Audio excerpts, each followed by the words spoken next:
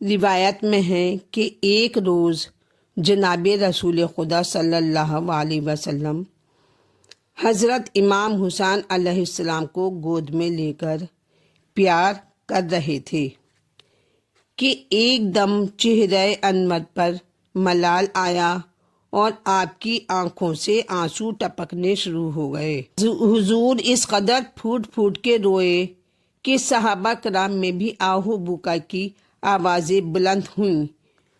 آخر صحابہ نے حضور پر نور سے عرض کی، یا رسول اللہ، اس قدر رونے کا سبب کیا ہے؟ فرمایا، اتانی جبرائیل فاخبرنی ان امتی ستقبل ولد الحسین۔ میرے پاس آ کر جبرائیل نے خبر دی ہے، رسول اللہ کہہ رہے ہیں کہ میرے پاس آ کر جبرائیل نے خبر دی ہے کہ میری امت کے لوگ میرے بچے حسین کو نہایت بے دردی سے قتل کریں گے، اور یہ مٹی بھی کربلا کی مجھے لا کر دی ہے کہ جس روز سرخ خون کی طرح ہو جائے گی اس روز میرے فرزند شہید ہو جائے گا۔ پس جو کوئی اس بے کسی اور تشنگی میں میرے فرزند و دلبند حسین کی مدد کرے گا تو اللہ تعالیٰ اسے 70 شہیدوں کا ثواب عطا فرمائے گا۔ تو اس واقعے کو سن کر آن حضرت کے ایک صحابی سید اخنف نے دل میں عہد کر لیا، سوچا کہ میں ہر ممکن مظلوم کربلا حضرت امام حسین کی نصرت میں اپنا سر کٹاؤں گا۔ بس وہ یہ سوچ میں ہی پڑ گیا۔ اس عہد کو چند روز ہی گزرے تھے کہ آن حضرت محمد صلی اللہ علیہ وسلم نے کفار سے جنگ کرنے کا تیاری کا حکم فرمایا۔ سید اخنف بھی حضور پر نور کے ہمراہ کفار سے جنگ کرنے کو چلا کہ لڑائی کے دوران اخنف کسی کافر کے ہاتھ سے شہید زخمی ہو گئے۔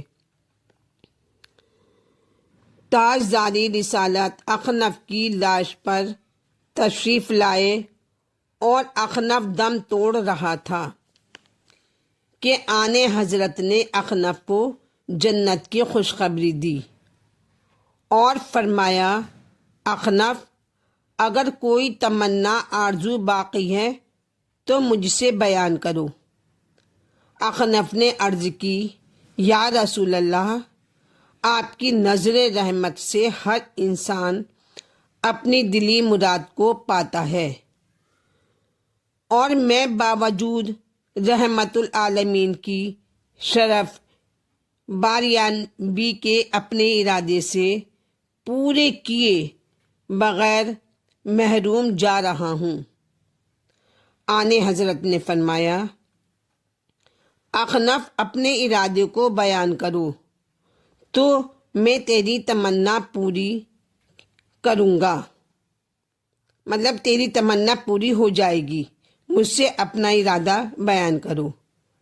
اخنف نے دم توڑتے ہوئے عرض کی، یا رسول اللہ، آپ نے ایک روز ارشاد فرمایا تھا کہ جو شخص میرے فرزند امام حسین کی نصرت میں شہید ہوگا اسے 70 شہیدوں کا ثواب ملے گا۔ تو میرے مولا، میری تمنا یہ تھی کہ میں حسین کی نصرت میں جان دیتا، مگر یہ آرزو پوری نہ ہو سکی۔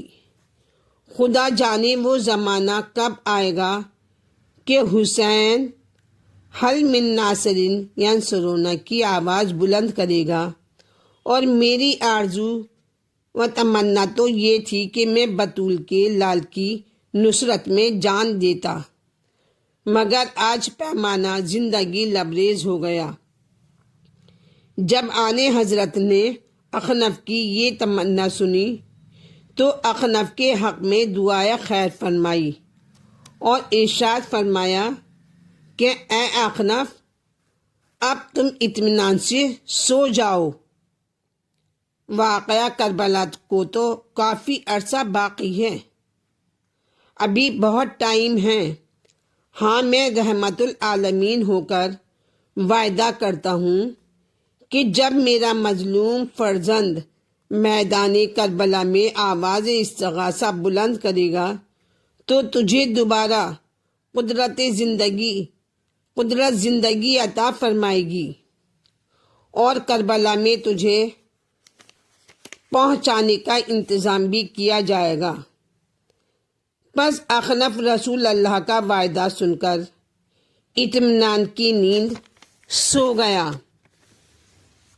روایت میں ہے کہ بشر ہانی ایک صوفی بزرگ گزرے ہیں، ان کی توبہ کا واقعہ یہ بیان کیا گیا ہے کہ ایک مرتبہ رات کے وقت بشر کے مکان پر ناچ گانا ہو رہا تھا کہ حضرت امام جعفر صادق علیہ السلام کے مکان کے قریب سے گزر ہوا۔ اتفاق سے بشر کی کنیز مکان سے باہر کچھ چھلکے پھینکنے، کوڑا کرکٹ کو پھینکنے کو نکلی تو امام علیہ السلام نے دریافت کیا اس کنیز سے کہ بی بی یہ کس کا مکان ہے؟ خادمہ نے عرض کی یبنا رسول اللہ، یہ تو ایک مشہور مالدار بشر کا مکان ہے۔ آپ نے فرمایا یہ بشر غلام ہے یا آزاد ہے؟ کنیز نے عرض کی کہ میرا مالک کیوں کسی کا غلام کہلائے یا کسی کا غلام ہوتا میرا مالک؟ حضور میرے مالک کے تو ہزاروں غلام ہیں۔ امام نے فرمایا کہ کیا وہ جہنم اور حساب و کتاب محشر سے آزاد ہو گیا ہے؟ کنیز نے جواب دیے کنیز بنا جواب دیے بغیر واپس ہو گئی۔ ادھر بشر مکان سے دیکھ رہے تھے کہ میری کنیز کس سے باتیں کر رہی ہے۔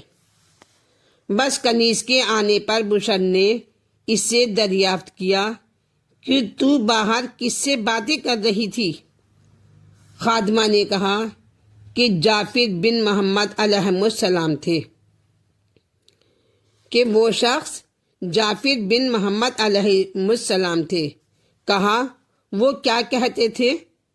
تو کہا انہوں نے پوچھا کہ بشر غلام ہے یا آزاد ہے؟